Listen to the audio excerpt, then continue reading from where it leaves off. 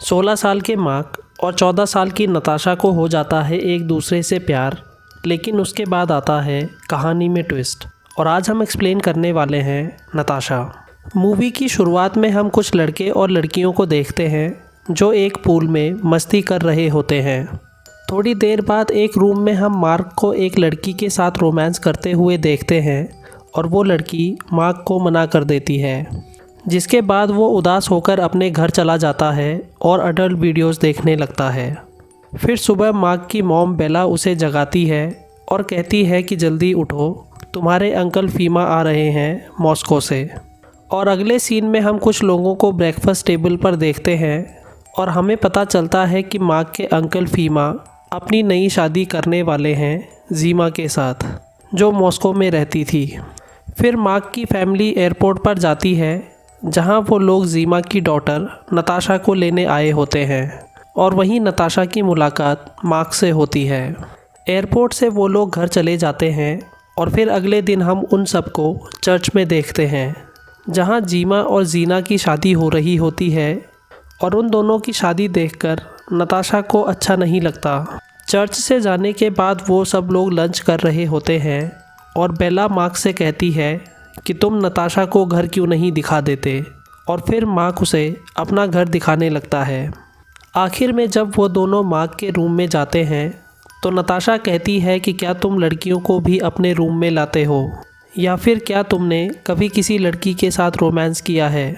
Mark कहता है कि तुम ये कैसी बातें कर रही हो, तो नताशा कहती है कि शर्माने की ज़रूरत नहीं है, मैंने तो बहुत बार किया है और अगर तुम चाहो तो मैं तुम्हारे साथ भी कर सकती हूँ।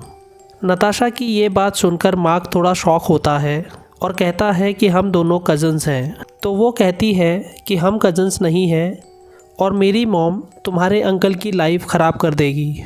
उसी रात हम मार्क को उसकी मॉम बेला के साथ देखते हैं और वो कहती है कि तुम अपनी छुट्टियों में जॉब क्यों नहीं करना चाहते और तुम आगे क्या करोगे। मार्क कहता है कि मेरा अभी जॉब करने का मन नहीं है।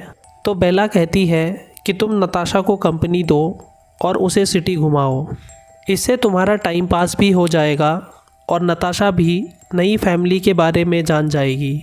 और फिर अगले ही दिन मार्क नताशा के घर पे जाता है और जब जीना और मार्क नताशा के रूम में जाते हैं तो नताशा बिना अपनी मॉम से बात किए मार्क को अपने साथ बाहर ले जाती है। वो मार्क को बताती है कि मैं अपनी मॉम की शक्ल भी देखना नहीं चाहती, लेकिन मेरी मजबूरी है कि उसके साथ रहना पड़ रहा है। उसके बाद मार्क उसे अपने फ्रेंड रूफस के यहाँ ले जाता है जहाँ उसका फ्रेंड अकेला रहता था। रूफस नताशा की तारीफ़ करने लगता है जो मार्क को बिल्कुल भी अच्छा नहीं लगता और वो कहता है कि नताशा मेरी कज़न है। फिर वहाँ से लौटते वक्त मार्क उसे बताता है कि रूफस की मॉम और डैड का डिवोर्स हो गया है और वो अब यहाँ अकेले ही रहता है। फिर कुछ देर बाद मार्क एक लड़के से मिलता है जो उसे कुछ ड्रग्स बेचने को देता है और नताशा भी उसे देख रही होती है। और फिर अगले ही सीन में हम मार्क को उसके मॉम और डैड के साथ देखते हैं और उसके डैड को नताशा के साथ रहने का प्लान अच्छा नहीं लगता, लेकिन उसकी मॉम कहती है कि मुझे इससे कोई भी प्रॉब्लम नहीं है और इससे नताशा को भी फैमिली की तरह फील होगा। और फिर थोड़ी देर बाद बातें करने के बाद सब लोग इस बात से एग्री हो जाते हैं। अगली सुबह जब नताशा मार्क के साथ गार्डन में होती है तो वो उससे पूछती है कि तुम कितना कमा लेते हो माल बेचकर। मार्क कहता है कि कुछ खास नहीं, लेकिन किसी पार्ट टाइम जॉब से तो काफ़ी बेहतर है। नताशा कहती है कि क्या तुम मुझे भी ट्राई करने दोगे, तो मार्क कहता है क्यों नहीं। अगले दिन नताशा फिर से मार्क के घर आती है और आज मार्क उसके लिए एक जॉइंट बनाता है और फिर वो दोनों माल फूंकने लगते हैं। कुछ देर बातें करने के बाद नताशा फेसबुक चलाने के लिए मार्क का लैपटॉप ऑन करती है तो उसमें अचानक से अडल्ट वीडियोस चलने लगती है, जिससे नताशा काफ़ी सरप्राइज़ होती है और मार्क उसे लैपटॉप बंद करने को कहता है। जिसके बाद नताशा उसे अपनी बिकिनी वाली फ़ोटोज़ दिखाने लगती है और उन्हें देखकर मार्क जैसे सुन्न सा पड़ जाता है। फिर नताशा थोड़ा रोमांटिक फील करती है और अपने सारे कपड़े उतारने लगती है और फिर वो दोनों इंटीमेट हो जाते हैं। फिर उसके बाद नताशा मार्क को बताती है कि मैंने कई बार अडल्ट वीडियोस के लिए काम किया है जब मैं रशिया में थी। वो कहती है कि हमें अलग अलग चीज़ें करने को कहा करते थे और उसके लिए हमें बहुत सारे पैसे भी मिलते थे। फिर एक दिन मेरी मॉम को इस सब के बारे में पता चल गया और फिर मुझे वो सब बंद करना पड़ा। वो कहती है कि मेरी मॉम को इस बात से परेशानी नहीं थी कि मैं क्या काम कर रही हूँ, बल्कि उसे मेरे सारे पैसे चाहिए थे। और फिर आज के बाद हम नताशा और मार्क को देखते हैं जो हर रोज़ रोमांस करने लगते हैं, कभी बाथरूम में, कभी पार्क में, तो कभी मार्क के घर पर। फिर एक रात जब नताशा मार्क के घर पे ही होती है तो रात को चुपके से मार्क के रूम में चली जाती है, जिसके बाद वो दोनों बाहर चले जाते हैं और वो कहती है कि मुझे तुम्हारे घर में रहना पसंद है क्योंकि मैं अपनी मॉम के साथ नहीं रहना चाहती और वो तुम्हारे अंकल को धोखा दे रही है। वो कहती है कि जब तुम्हारे अंकल ऑफिस चले जाते हैं तो मेरी मॉम मेरे पापा से प्यार भरी बातें करती हैं और ये सुनकर मुझे अच्छा नहीं लगता।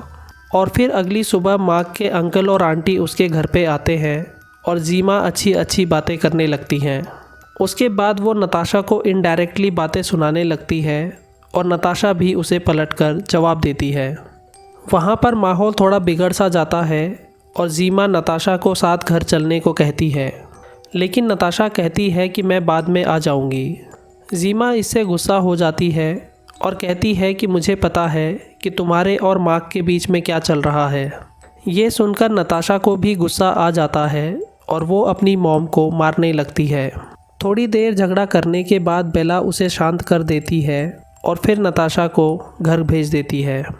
उनके जाने के बाद बेला मार्क से कहती है कि अब तुम भी नताशा से नहीं मिलोगे, जिसके बाद से मार्क परेशान रहने लगता है और जब वो नताशा को मैसेजेस करता है तो उसे कोई जवाब नहीं मिलता।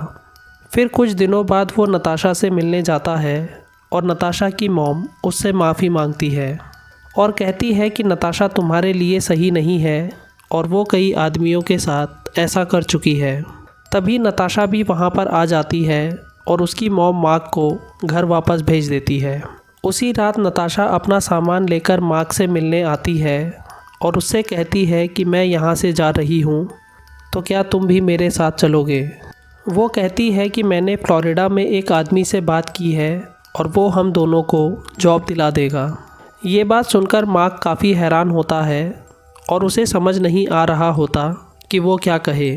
फिर नताशा मार्क को बताती है कि अब तुम्हारे अंकल और मेरी मॉम भी एक साथ नहीं है क्योंकि मैंने उन्हें अलग कर दिया है, क्योंकि तुम्हारे अंकल हर रोज़ मेरी मॉम का टॉर्चर सह रहे थे और आज जब तुम्हारे अंकल सो रहे थे तो मैं उन्हें किस और सेड्यूस करने लगी।